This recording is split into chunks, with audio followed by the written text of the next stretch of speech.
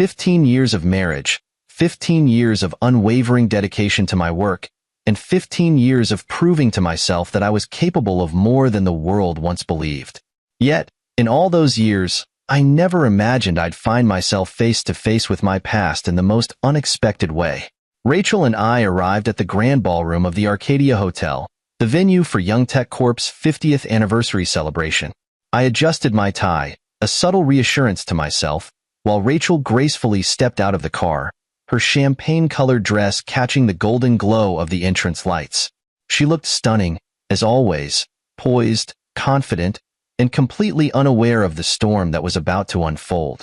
As we made our way inside, a sea of well-dressed professionals, investors, and employees filled the space. The room buzzed with the kind of energy that only a corporate milestone could generate. Handshakes, polite laughter, and the clinking of glasses echoed through the air. I was about to greet a senior board member when I heard a voice I hadn't thought about in years, yet one that was still imprinted in my memory. A voice that had once carried scorn and arrogance, treating me as if I were beneath her. Oh wow, this can't be real. I turned, and there she stood, Olivia. The last time I saw her, she had walked out of our apartment, leaving behind nothing but a sharp-edged goodbye and an air of superiority. Now, she was as polished as ever, her sleek black dress accentuating the way she carried herself, full of self-importance. Her eyes, however, still held that familiar condescension. At her side was a man who could have walked straight out of a corporate magazine, tall, well-groomed, and with an arrogance that matched Olivia's. He barely glanced at me before offering her a drink. "Michael Carter," Olivia said, savoring my name like it was some relic from a past she had long outgrown. "I can't believe you're actually here." I kept my expression neutral. "It's been a long time, Olivia." Rachel, ever the pillar of grace, stood by my side, sensing the tension in the air. She didn't speak, but I could feel the way her fingers brushed against mine. A silent show of support. Olivia let out a small, amused chuckle. "I figured you'd still be working in some factory or trade job, but I didn't expect you to be invited to something like this." Before I could respond, she flicked her wrist dismissively. "Oh right, of course. Maybe you're here as someone's plus one? Or working the event." It was as if the years hadn't passed at all. As if we were back in the cramped apartment where she told me she deserved better, that she needed someone with ambition, someone with status. And she had found him, the man standing beside her. "My husband, Nathan," she introduced him with an air of pride, as if his existence alone validated her choices. "He's a Harvard graduate and the head of the corporate department at Young Tech Corporation. He's a big deal around here." Nathan, who up until that moment had remained half invested in the conversation, finally turned to look at me. He gave a small, unimpressed nod, barely acknowledging my presence. Olivia smirked. "You know, Michael, it's funny. I used to worry about you after the divorce. I thought, what will he do without me? But now I see you're still managing." I knew exactly what she was doing. It wasn't enough for her to feel superior. She needed me to feel small. Rachel took a step closer, her presence grounding me. Olivia tilted her head, feigning curiosity. "So, what do you do these days?" I smiled faintly, letting her think she had control of the conversation. "Oh, a little bit of everything. I keep busy." She let out a dry laugh. "Still vague as ever." "Well, at least you're still working. Though I imagine not at Nathan's level. A Harvard graduate and a department head? That's what real success looks like." Nathan chuckled, finally giving me a full glance. "Yeah, it's a lot of work keeping things in order at a company like this. But then again, not everyone is built for it." They were practically reveling in their assumed superiority, so sure that I was still struggling, still clawing my way up some impossible ladder. That's when I said it. "Well, he's unemployed starting tomorrow." Silence. The words hung in the air, wrapping around them like a slow creeping fog. Olivia blinked. "Excuse me?" Nathan's amusement wavered for the first time. I kept my expression unreadable. "You heard me." Olivia let out an incredulous laugh. "Michael, are you actually serious? Do you even understand what you're saying?" Nathan shook his head, grinning at Olivia like I was some pitiful comedian. This guy's got jokes. Olivia, I didn't realize your ex had such a wild imagination. But there was something else there now, a flicker of doubt in Nathan's eyes. Rachel squeezed my hand lightly, sensing the shift in power. I simply shrugged, adjusting my cufflinks. Guess we'll find out tomorrow. For the first time that night, Olivia wasn't the one in control of the conversation. And judging by the way Nathan suddenly tensed, I knew I had already won. I wasn't always the man standing in that grand ballroom, holding my wife's hand while delivering a quiet but devastating blow to my ex-wife and her so-called perfect husband. No, the road that led me here had been long, filled with bruises, both physical and emotional, but every scar had been earned.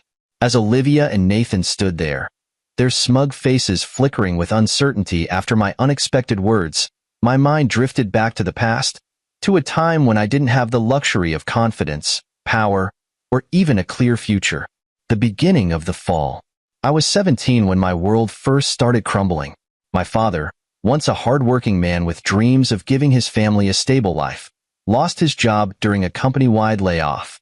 He tried to hide his despair, but the tension in our tiny apartment became suffocating. The bills stacked up, eviction notices slipped under the door like silent threats, and the fridge grew emptier by the day. Meanwhile, my mother, the rock of our family, fell ill. I remember the first time she collapsed in the kitchen, her body too weak to hold itself up. I was terrified, but we couldn't afford hospital visits, let alone proper treatment. That was when I made my first adult decision. I dropped out of high school. It wasn't a choice I wanted to make, but one that felt inevitable. Someone had to keep the lights on. Someone had to make sure my mother had at least one meal a day. My father had already sunk into despair, drowning his frustration in cheap beer, and I knew if I didn't step up, we wouldn't make it. Olivia, love or convenience? Back then, Olivia and I were together. We had started dating in our final year of school, and despite my struggles, I thought she was my safe place. She used to whisper promises of a future where we'd make it together, where none of this hardship would matter. But when I told her I was leaving school to work, she didn't react the way I expected. "You're really dropping out?" she asked, her nose wrinkling in distaste. I nodded, trying to ignore the feeling of shame creeping up my spine. "I have to, Olivia. My mom's sick, and my dad." I exhaled sharply, shaking my head. "I can't just sit around. I need to help." She didn't say anything at first, just crossed her arms, looking away as if my words were too inconvenient for her to process. "You do know what this means, right?" I frowned. "What?" "It means you're going to be stuck in some dead-end job for the rest of your life." She scoffed, flipping her hair over her shoulder. "You really think you can build a future without a diploma? Without college?" Her words hurt more than I wanted to admit. But I told myself she was just frustrated, that maybe she was scared for me too. I clung to that belief for a while. The long, hard years. I worked any job I could find, loading docks, kitchen shifts, janitorial work, anything that put money in my pocket. It was brutal, but I refused to feel sorry for myself. During those years, Olivia and I drifted apart. I noticed the way she avoided inviting me to gatherings with her friends, how she never wanted me to meet her parents. I convinced myself it was because she was busy, that she still cared, even when she started making little remarks about my worn-out shoes or how tired I always looked. Then, one night, everything became clear. I had just finished a grueling 16-hour shift at a local factory when I decided to surprise Olivia.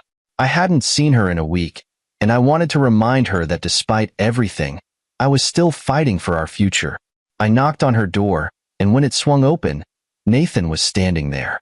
I still remember the way he looked at me, like I was something he had stepped on by accident. Olivia was behind him, wearing the hoodie I had given her, but her expression was cold. She didn't even hesitate. "Michael, we need to talk."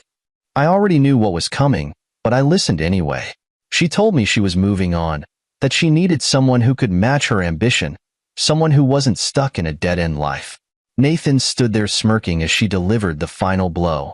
"You and I were never going to work. I deserve more than this." I walked away that night, my hands clenched into fists, not out of anger, but out of sheer frustration. Frustration that I had given her my heart, my trust, and it had meant nothing. A promise to myself. That night, I made a silent vow. I would never let anyone look down on me again. I threw myself into work, but I also enrolled in night school, determined to finish what I had started. Every sleepless night, every grueling hour at work, I reminded myself that I was more than my circumstances. I found mentors along the way, people who saw my potential, who believed in me when I barely believed in myself. One of them, Mr. Lawson, pushed me toward engineering, telling me I had a mind built for problem solving. And he was right. By the time I was 25, I had earned my degree in mechanical engineering. By 30, I had secured a leadership position at Young Tech Corporation. By 35, I was on the board. And at 42, I was standing in a ballroom, looking at the woman who once told me I'd never be anything. Back to the present. Olivia and Nathan were still standing there, their laughter long gone. I could see the gears turning in Nathan's head, trying to piece together whether or not I was bluffing. Rachel, ever the composed one, simply smiled beside me, sensing that I had already won. Olivia shook her head. "You're lying." I smirked. "Am I?" Nathan forced a laugh. "I don't know what kind of game you're playing, but I assure you, my position here is solid." I let out a small chuckle, shaking my head. "We'll see." And with that, I turned and walked away, leaving them standing there with the first taste of the humiliation they had once so eagerly fed me. Tomorrow, the real reckoning would begin. I wasn't supposed to be here. Not according to the world, not according to Olivia, and certainly not according to the version of myself that once stood in front of a factory gate, unsure if I had a future at all. But here I was, standing in an elegant ballroom, wearing a custom-tailored suit, my wife's hand resting lightly in mine, and my former tormentors staring at me in disbelief. Olivia, my ex-wife, the woman who once dismissed me as a failure, and Nathan, the man she replaced me with, who was about to lose everything. Yet, none of this happened overnight. No, my journey had been long, painful, grueling, and at times nearly unbearable. And every step had made me the man I was today. When I first stepped into the factory, I wasn't thinking about success. I was thinking about survival. The air was thick with the scent of oil and metal, the rhythmic clanking of machines creating an almost hypnotic atmosphere. I was just another young worker in a sea of faces, all of us wearing the same grease-stained uniforms.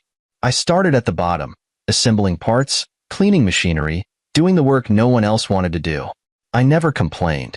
Complaining wouldn't put food on the table. I worked hard, harder than anyone else, because I had no other choice. The older men at the factory used to tell me, "Kid, don't kill yourself over this job. No one cares how hard you work." But I cared. Every bolt I tightened, every circuit I examined, every machine I repaired. I made sure to do it better than the last time. Because I wasn't just working. I was learning. I studied the way the machines functioned, asked the senior engineers questions whenever they'd let me, and spent my nights reading old technical manuals I found discarded in the break room. Slowly, I began to understand the inner workings of the factory, not just as a worker, but as a problem solver. And then, one day, opportunity knocked. It was late, long after the usual shift had ended. Most of the workers had gone home, but I had stayed behind to help an old supervisor, Mr. Lawson, fix a failing machine. He was cursing under his breath, rubbing his temples as he stared at the malfunctioning equipment. "We're gonna need a specialist for this," he muttered. "And that's gonna cost money we don't have." I had been observing for hours, quietly taking notes in my head. I knew what was wrong. "Sir," I said cautiously, "I think I can fix it." He looked at me, skepticism clear in his tired eyes. You've been here, what, 2 years?" "3, I corrected, rolling up my sleeves. "Let me try." I had nothing to lose. He sighed but stepped aside. "Go ahead, kid. If you break it worse, it's your funeral." I worked fast, retracing the problem from the faulty wiring to a misaligned belt that no one had thought to check. 30 minutes later, the machine whirred to life. Lawson stared at it, then at me, then back at the machine. "Son of a, how the hell did you do that?" I shrugged. "Just been paying attention." From that night on, everything changed. Lawson took me under his wing. He taught me things beyond the factory floor, engineering principles, machine design, efficiency optimization. He made me see that I wasn't just meant to be another laborer.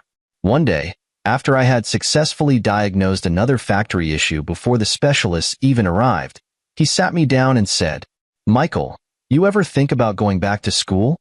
I laughed. "I don't have the time. Or the money."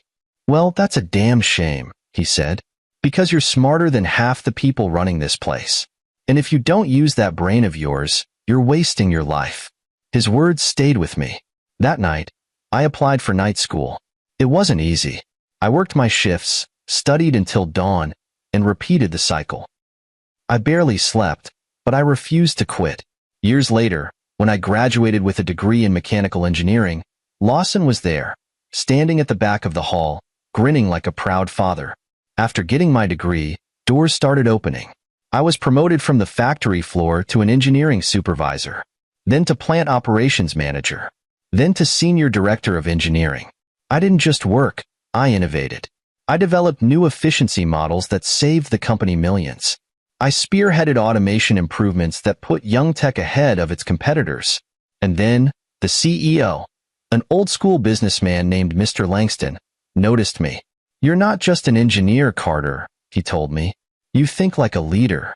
He made me a board member at Young Tech, despite the fact that some of the other executives scoffed at my working-class background.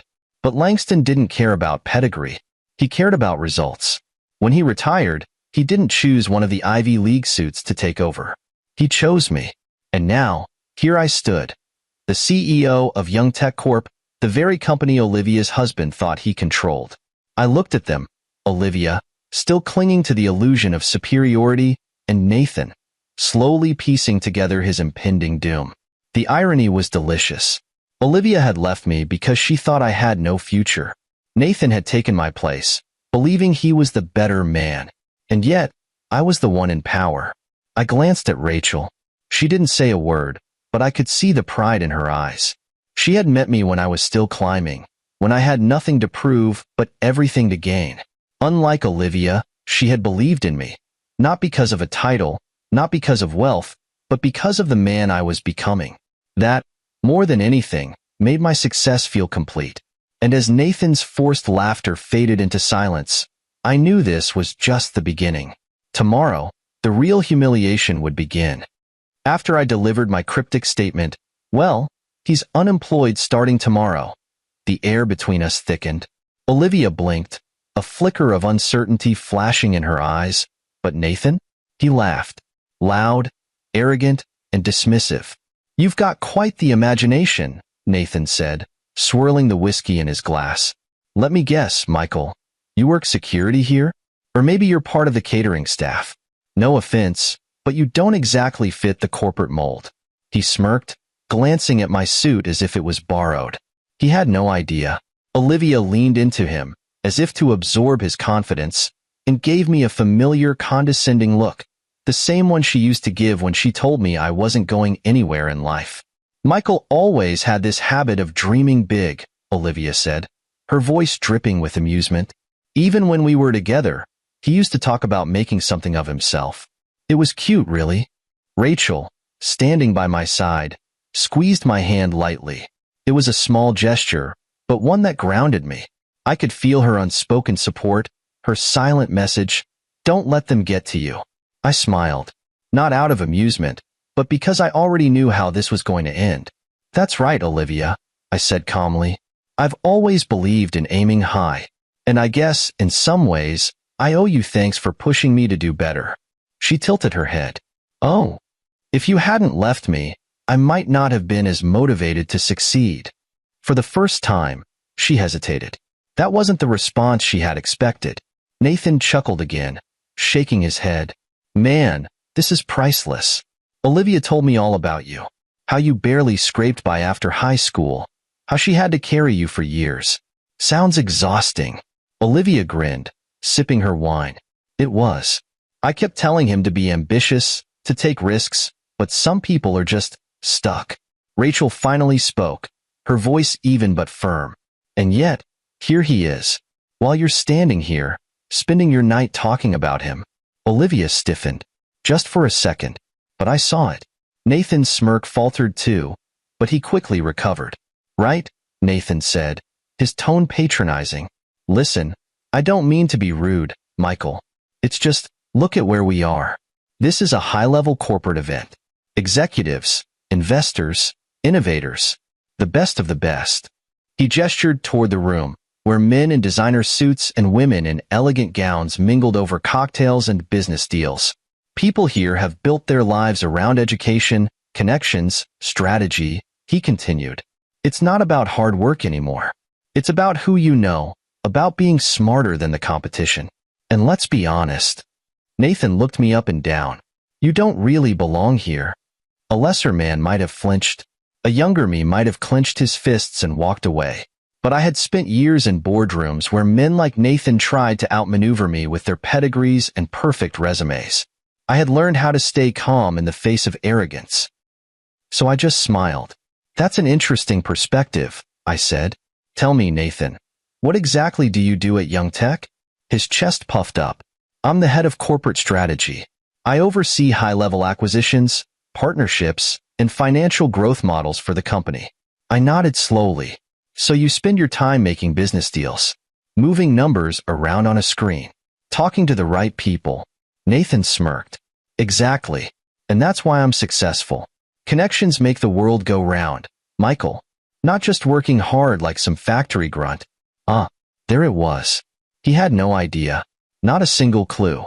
You know, I said, taking a sip of my own drink, I find it funny how people love to talk about who they know, but they never stop to ask who really makes things happen. Nathan frowned slightly, but Olivia rolled her eyes. Here we go, she muttered. See, I've always admired the people who build things, I continued. Not just the ones who talk about numbers and networking. I mean the engineers, the designers, the developers, the ones who actually create the products that companies like Young Tech thrive on. Nathan let out a short laugh. Oh please, those guys are replaceable. There are thousands of engineers out there, but the ones who close the big deals, the ones who control the money, those are the real decision makers. I tilted my head. Are they? Nathan's confidence wavered for the first time. Rachel smiled, catching on to what I was doing. Let me ask you something, Nathan, I said, my voice still perfectly composed. What would happen if Young Tech lost its best engineers? Its top developers? If, say, the entire research and development department decided to walk out tomorrow? Nathan scoffed. That would never happen. But if it did? He hesitated. I mean, we'd hire new ones. Adjust. Adapt. Really? I nodded. And how long would that take? 6 months? A year? Maybe more? And what happens to the revenue in the meantime? What happens to the stockholders? The investors? The board? Nathan's smirk was gone now. I took another step closer, lowering my voice just slightly. And what if the CEO, the one person who actually understands how every department functions, the one person who actually built the company's biggest innovations, decided you weren't necessary anymore? Nathan's face paled. I leaned in, just enough so that only he and Olivia could hear. Because let me tell you something, Nathan, I said, voice deadly calm. You don't run Young Tech. You don't own Young Tech. You're just an overpaid middleman playing business executive. And tomorrow morning, you're going to find out just how little you actually matter. Nathan swallowed hard. Olivia looked between us, her confident mask slipping. You're lying, she whispered. I straightened up, smiling again. Am I? A moment of silence stretched between us. Then the room's microphone buzzed to life. Ladies and gentlemen, we'd like to welcome Young Tech Corporation's president and CEO, Michael Carter, to the stage for his opening remarks. The color drained from Olivia's face. Nathan froze, his expression shifting from arrogance to sheer disbelief. I turned away from them without another word and walked toward the stage. As I stepped up, the applause rang out, and I could feel their eyes on me. The stunned, speechless humiliation. And I hadn't even started yet. The moment my name was announced, the applause erupted. The room, filled with the highest executives, investors, and respected figures of Young Tech Corp, turned their attention to the stage. I adjusted my tie and strode forward, each step deliberate, each movement carrying a quiet authority that could no longer be questioned. The murmurs followed, low voices buzzing with realization, with surprise, with admiration. But I wasn't focused on them. I was focused on Olivia and Nathan. I didn't have to turn around to know what was happening behind me. I could picture it clearly. Olivia, standing frozen, her perfectly constructed image of superiority crumbling before her eyes. And Nathan? I could almost hear the way his breath hitched, the sudden weight of dread pressing down on his shoulders as he realized, fully and completely, what I had meant when I said he'd be unemployed tomorrow. The arrogance he had worn like armor was now useless, because suddenly, he wasn't talking to some factory grunt or some ex-boyfriend Olivia had left behind. He was talking to his boss. No, he was talking to the man who had the power to erase him. I stepped up to the podium, adjusting the microphone, my presence commanding the attention of the entire hall. "Good evening, everyone," I began, my voice carrying effortlessly over the room.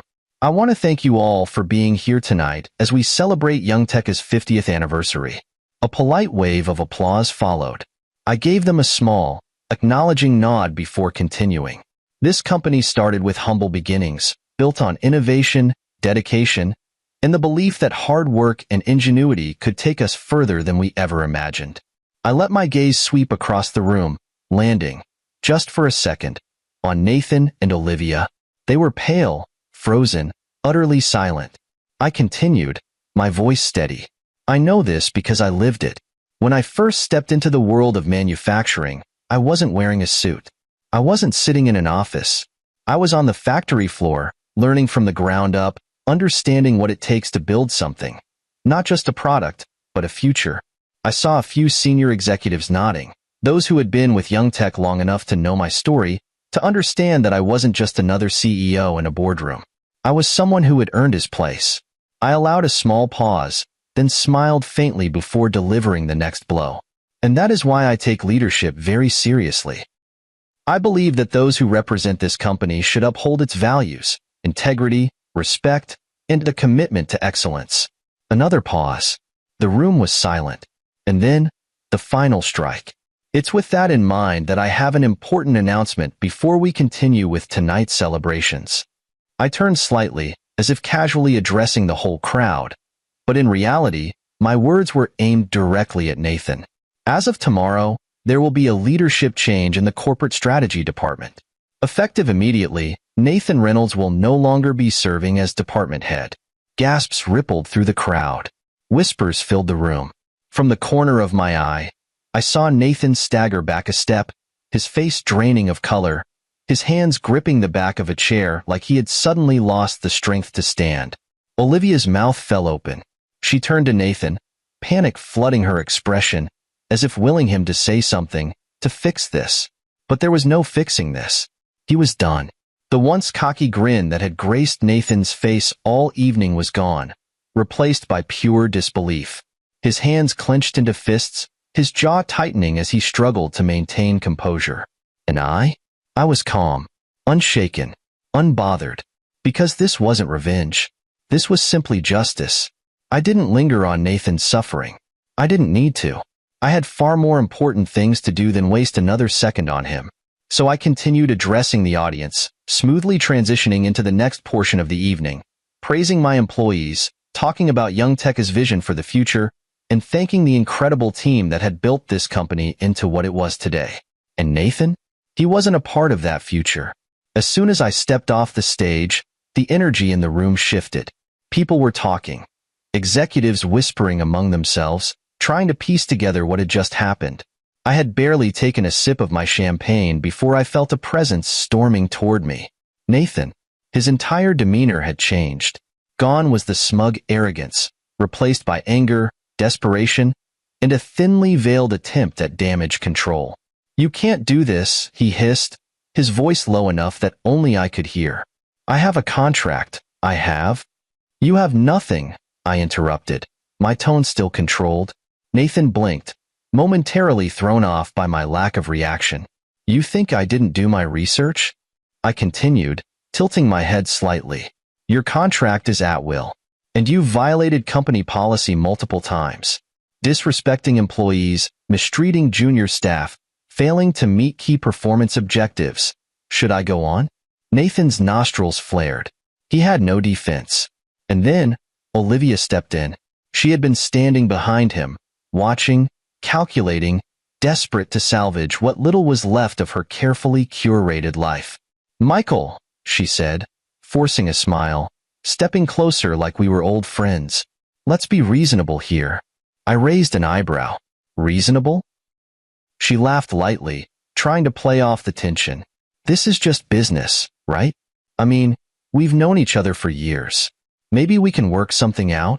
"I don't make deals with people who look down on others," I said coolly. "You made your choice a long time ago, Olivia." Her face twisted. For the first time that night, the polished mask of superiority cracked. She had left me all those years ago because she thought I had no future. And now? She was watching that very future crush her own. Nathan exhaled sharply, running a hand through his hair. He looked around the room, realizing that people were watching him, whispering about him. He was becoming a spectacle, and he knew it. The fall was happening in real time. Finally, he let out a bitter chuckle, stepping back. "You think this makes you better than me?" I smiled. "No, Nathan. I don't think I'm better. I know I am." And with that, I turned, walking away, because men like him, they weren't worth another second of my time. Nathan Reynolds had spent years at the top, convinced that his title made him untouchable. He surrounded himself with people who fed his ego, who reinforced his belief that he was better than everyone beneath him. And now? Now he stood in the center of the ballroom, drowning in public humiliation. The moment I walked away from him and Olivia, the whispers spread like wildfire. Executives exchanged glances, some murmuring amongst themselves, while others watched with thinly veiled amusement. Nathan had made a fatal mistake. He assumed that power came from status. But real power? Real power came from knowing how things actually worked. From building, innovating, leading. And Nathan had done none of those things. He took a sharp breath, squared his shoulders, and forced his way toward one of the senior executives. "Greg," Nathan said, gripping the man's arm. His voice was tight, barely restrained. "You can't let him do this." Greg, an older executive who had been with Young Tech for decades, raised an eyebrow. He gave Nathan a long, unimpressed stare. "Nathan," he said, carefully pulling his arm away, "Michael Carter is the CEO. If he says you're done, then you're done." Nathan let out a short, bitter laugh. "This is insane. He used to be some factory worker. I mean, come on. He doesn't even have an Ivy League degree." Greg crossed his arms. "No, but he built some of this company's most successful products. He understands the business inside and out. And unlike you, Nathan, he doesn't walk around acting like everyone else is beneath him." Nathan's mouth opened slightly, as if ready to argue, but he couldn't. Because he knew Greg was right, he turned to another executive. Paul didn't even let him finish.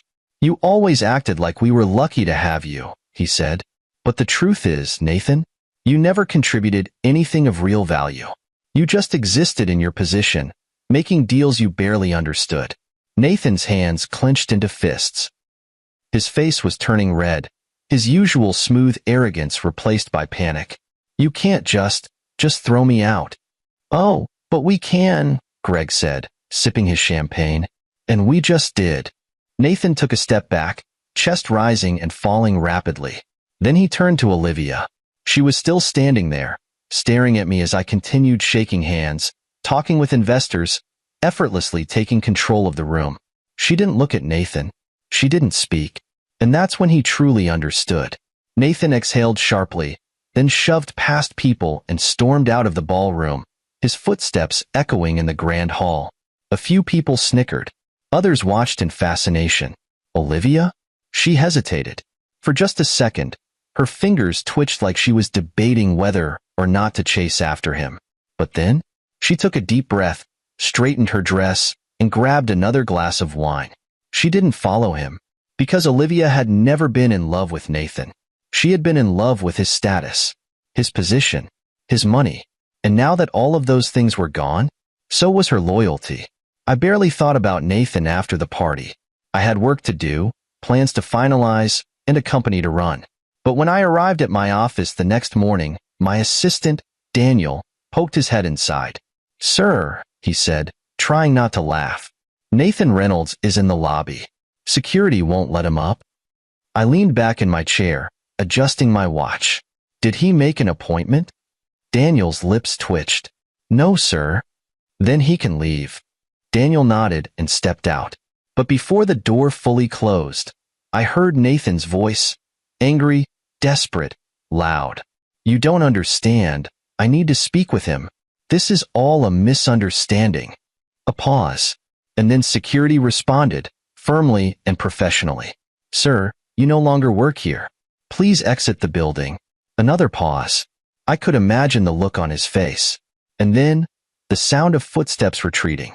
Nathan Reynolds had finally realized the truth. He wasn't important. He never had been. I didn't think about Olivia for weeks. I assumed she'd move on, latch onto the next successful man who could fund her lifestyle. But then, one day, Rachel and I were out at a high-end cafe, enjoying a quiet afternoon, when I saw her, sitting alone. She looked different. Her usual air of confidence was gone. The perfectly styled hair, slightly disheveled. The designer purse, nowhere to be seen. She was staring at her phone, her nails tapping anxiously against the table. Rachel noticed, too. "Looks like she's not doing so well." I didn't respond. I didn't feel satisfaction. I didn't feel pity. I just felt nothing. Because Olivia was no longer part of my world. She had left me when I had nothing, convinced I was a lost cause. She had chosen a man based on status, wealth, and a name on a Harvard diploma. And now, she had nothing to show for it. She must have felt our eyes on her because she finally glanced up.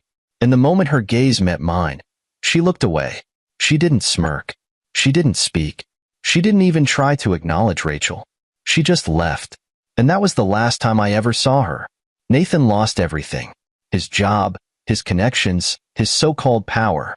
Without his young tech salary, he couldn't afford his luxurious lifestyle. The fancy car? Gone. The penthouse apartment? Sold.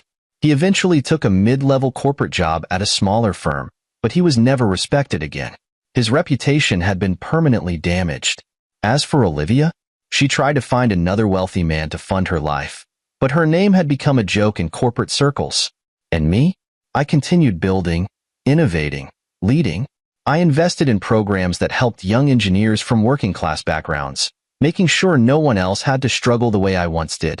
I built something real, and I did it without Olivia, without Nathan, without anyone who doubted me. Rachel took my hand as we walked away from the cafe. She didn't say much. She didn't have to, because in the end, I didn't need revenge. I had won long before they lost. If Nathan had any illusions about bouncing back after his public humiliation, they were shattered within weeks. Corporate circles are ruthless. The moment news spread that Youngteka's CEO personally fired him, Nathan's name became poison in the industry. No one wanted to hire him. The same executives he had once boasted about knowing, they wouldn't return his calls. The same investors he had bragged about strategizing with, they conveniently forgot who he was. It wasn't just about losing his job. It was about losing everything that made him feel important. For the first time in years, Nathan found himself sitting in his luxury apartment with nothing to do. No emails flooding his inbox. No back-to-back meetings. No assistant fetching his coffee. Just silence. And bills. So many bills. Without his six-figure salary, his entire lifestyle became unsustainable. The luxury penthouse, the imported cars, the extravagant vacations Olivia adored. None of it was feasible anymore. The first to go? The sports car. Selling it felt like ripping out a piece of his identity. But the mortgage payments weren't going to wait, and the severance package I had given him, it wouldn't last forever. Then came the apartment. Nathan had once sneered at people who lived in modest homes. Now, he was touring cramped rental apartments, trying to convince himself that downsizing wasn't the end of the world. But it wasn't just about the money. It was about status. Nathan wasn't Nathan anymore. Not the Nathan that networked at high-end galas. Not the Nathan that threw his Ivy League degree around like a shield. He was just a man who had lost. Olivia's breaking point. Nathan might have been able to tolerate his downfall if Olivia had been his support system. She wasn't. She never had been. For a while, she tried to keep up appearances. She still attended corporate events, still dressed like a woman whose husband was successful, still forced a confident smile in public. But behind closed doors, the fight started almost immediately. Nathan's temper, already fragile, exploded with each passing week of rejection. Olivia, once so smug and self-assured, became restless. "You need to fix this," she snapped one evening, her arms crossed as she glared at him across their shrinking living room. "You're Nathan Reynolds. You don't just disappear." Nathan ran a hand down his face. "What do you think I've been doing, Olivia? I've reached out to every contact I have." "Then reach out to more," she snapped. "This isn't the life I signed up for." That was when Nathan finally realized Olivia had never loved him. She had loved the power, the wealth, the lifestyle, and now that those things were gone, she was slipping away too. It didn't happen overnight, but within months, Olivia filed for divorce. Nathan didn't even argue. The final straw? One evening, Olivia came home wearing a dress he hadn't bought her.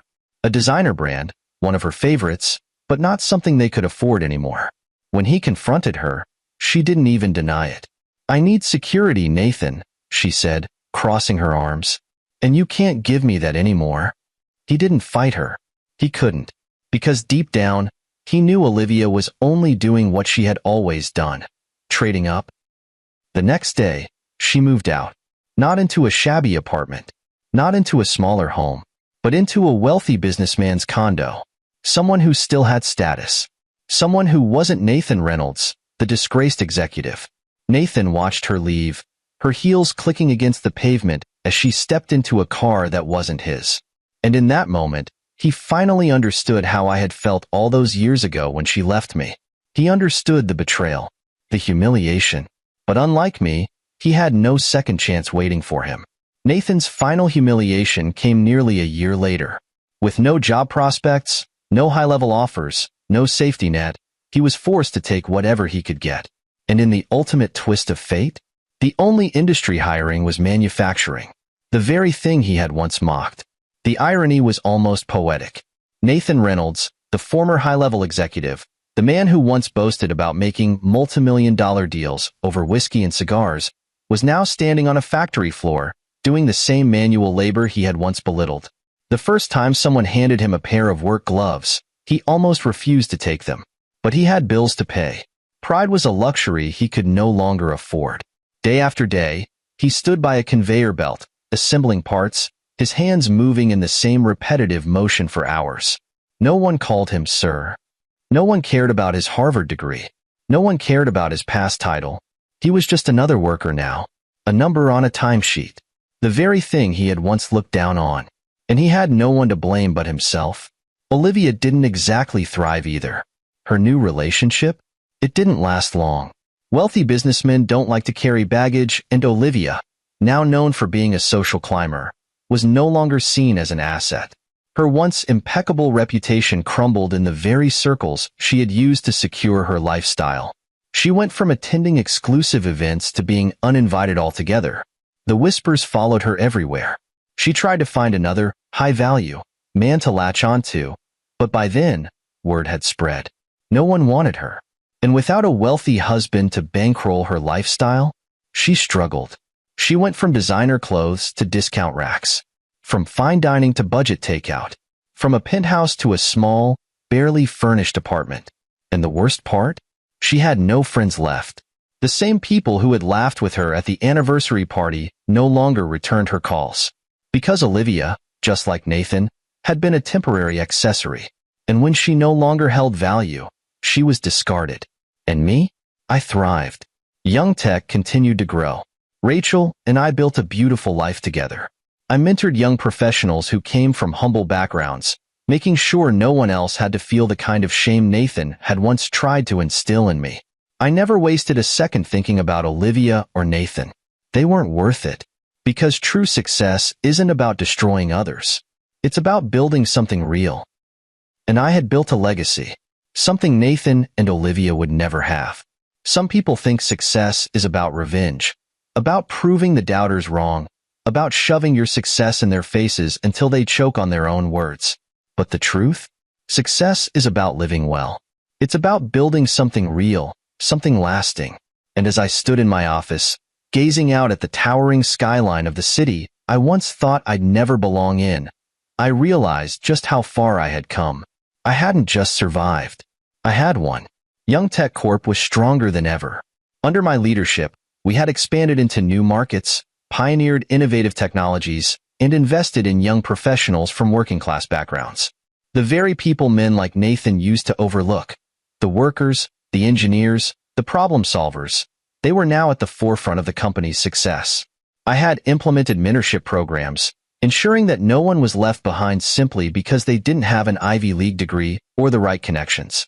I made sure that no one had to fight as hard as I did to be taken seriously. And because of that, Young Tech thrived.